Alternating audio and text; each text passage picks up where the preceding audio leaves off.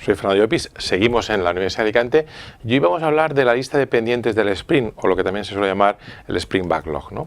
Acordaos que ya habíamos hablado que teníamos una lista del producto, el product backlog, donde teníamos todas y cada una de las tareas que iban a formar parte del proyecto. Una lista donde las tareas se pueden ir incorporando o eliminando en cualquier momento, porque en el fondo no nos afectaba, ¿no?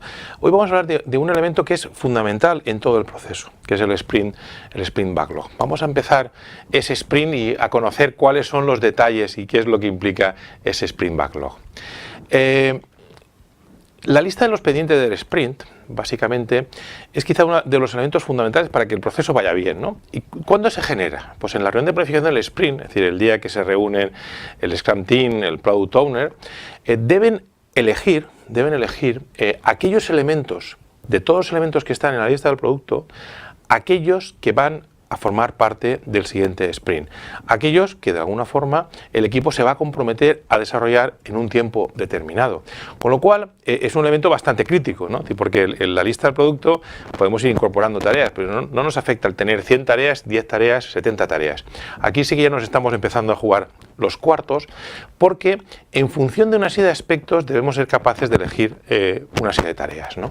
Pues en primer lugar, la capacidad del equipo de desarrollo. No es lo mismo que tengamos un equipo de 5 personas a tiempo completo que 3 a tiempo parcial. Evidentemente debemos ser conscientes de cuántas horas o cuántos puntos vamos a ser capaces de desarrollar en el tiempo asignado al sprint. Si nuestro sprint es de un mes, tenemos que contar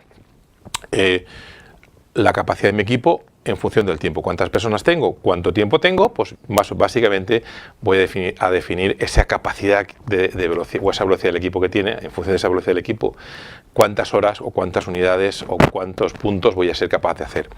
Obviamente las prioridades fijadas por el Product Owner, es decir, no vamos a nosotros como equipo decir vamos a hacer las tareas del Product Backlog que a mí me interesen, no, las que en principio el Product Owner especifique, a menos que exista alguna dependencia entre algunas tareas que nos sea recomendable que tengamos que hacer unas antes que otras. Pero básicamente en función de esa capacidad del equipo de desarrollo diaria, ¿no? El tiempo que tenemos en total, las prioridades que fija el Product Owner y las posibles dependencias o necesidades técnicas, pues debemos ser capaces de seleccionar única y exclusivamente aquellas tareas del Product Backlog que vamos a hacer en este sprint. Con lo cual nosotros vamos a elegirlas y a partir de ese momento, una vez las hayamos sido capaces de elegir, esas tareas son el objetivo del sprint.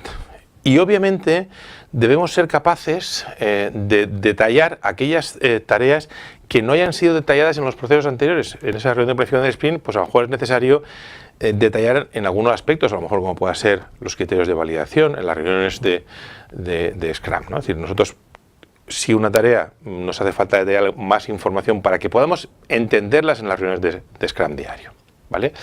Con lo cual, hay aspectos fundamentales que a partir de ahora empiezan a contar, ¿no? Es decir, tenemos una serie de tareas que tenemos que hacer, tenemos un tiempo limitado y a partir de ese momento, en cada uno de los Scrum diarios tenemos que realizar un seguimiento del proyecto pendiente, ¿no?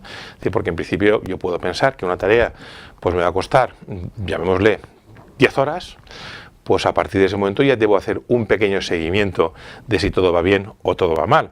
Y se basa en dos aspectos, ¿no?, fundamentales que son muy importantes en Scrum: la transparencia y la confianza, ¿no? Es decir, es importante que tengamos algún modelo, bien puede ser un panel o bien un programa informático, que nos determine fácilmente cuánto tiempo nos falta para realizar cada una de las tareas, para que cualquier miembro del equipo pueda conocer cuánto falta para que una tarea en concreto se pueda realizar. Y por supuesto la confianza, que cuando un compañero nos diga que ha acabado una tarea, pues sea verdad, porque nosotros habremos definido, como ya explicamos hace otros días, el concepto determinado. Pues es importante que en base a esos criterios determinados, cuando un compañero diga que ha terminado la tarea, realmente está terminado, porque si no, todas las estimaciones que hagamos no van a ser reales.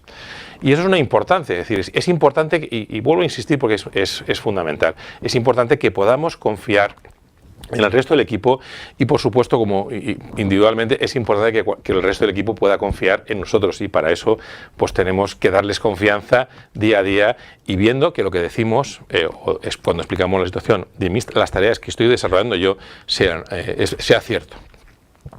Con lo cual, la confianza obviamente debe ser racional, ¿no? También la experiencia, ¿no? Es decir, muchas veces podemos basar en la estadística, ¿no? Para haciendo cálculos de cómo hemos ido funcionando, pues nos vamos dando esa experiencia para saber si una persona, pues más o menos cuando dice terminado, pues es verdad o no, ¿no? Muchas veces, ¿cómo nos podemos basar? Pues sabiendo si una persona es demasiado optimista cuando da por acabado algunas cosas que no están, pues debemos hacer alguna preguntilla de más cuando nos reunimos en las reuniones de Scrum diario. Pero eso obviamente con el tiempo pues se debe conseguir que al final seamos capaces de ser fundamentalmente sinceros para que el resto de compañeros puedan confiar en nosotros.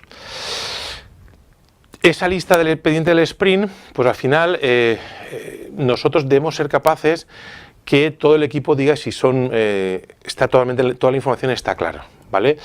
Es muy importante en esa reunión de Scrum diario pues escuchar atentamente al resto de miembros, ¿no? Porque pues, acordaos que en la reunión de Scrum diario cada uno de los miembros cuenta lo que ha hecho y lo que va a hacer, y es importante que ante cualquier duda, aunque no sea una tarea que estoy haciendo yo, pues sí que pueda preguntar a algún compañero, no es porque dude de él, pero algún compañero, a veces para generarle alguna duda, para que esas afirmaciones de ya está terminado o no, pues a veces que le ayuden a reflexionar, ¿no? Con lo cual, en cualquier caso, todo esto nos va a permitir realizar un seguimiento de cualquier desviación, y es uno de los objetivos, porque vamos día a día sabiendo si vamos en los plazos y si somos capaces de cubrir los objetivos del sprint.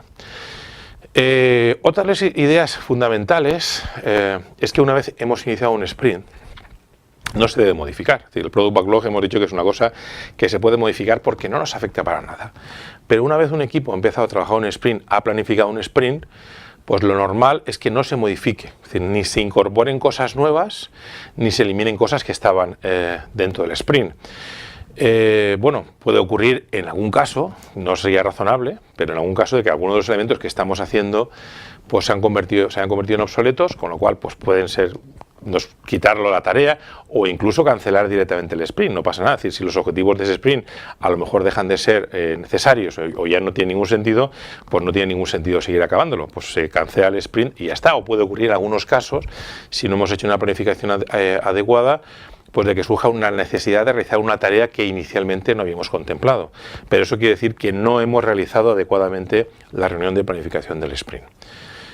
¿Qué ocurre cuando por fin una de las tareas que están en ese sprint